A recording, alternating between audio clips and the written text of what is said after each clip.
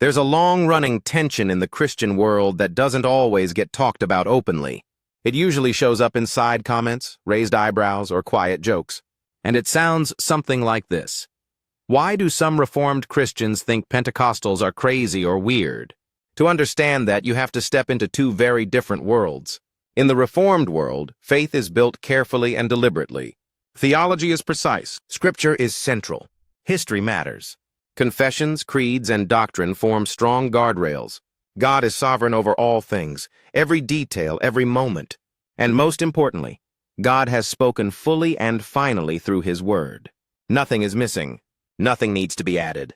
From this perspective, the dramatic expressions often seen in Pentecostal churches, tongues, prophecies, falling under the power, spontaneous outbursts, don't feel exciting.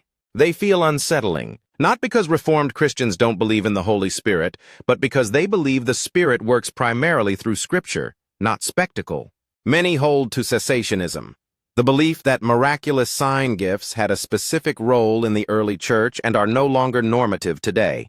So when a Reformed believer walks into a Pentecostal service, what they often see looks like emotion replacing order, experience replacing doctrine, and personal feeling competing with biblical authority. To them, it feels risky, even dangerous. Now the scene shifts. In the Pentecostal world, faith is alive, active, and immediate. God isn't just studied, He's encountered. The Holy Spirit isn't only illuminating Scripture, He's moving in power right now. The book of Acts isn't just history, it's a blueprint. Pentecostals believe the gifts of the Spirit never stopped. Tongues, healing, prophecy. They are signs that God is still working among His people today. From this angle, Reformed churches can feel quiet, controlled, overly intellectual, spiritually distant. Pentecostals may wonder how a church can know so much about God, yet expect so little from Him in the present moment. Where's the fire? Where's the power? Where's the sense of expectation?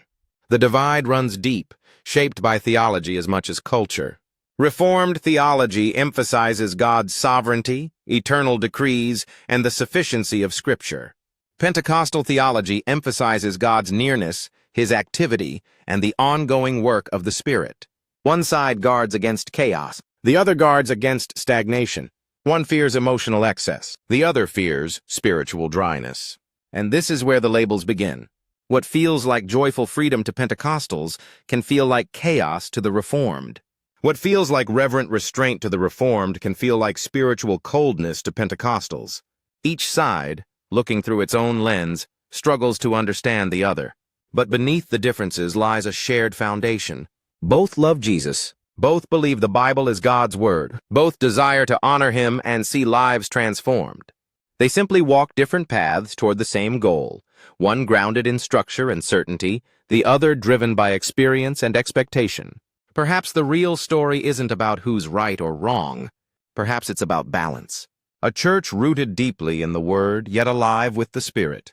A faith that is both thoughtful and powerful, ordered yet open. Grace and truth, theology and fire, Scripture and Spirit. And maybe, in that tension, the church finds its fullness.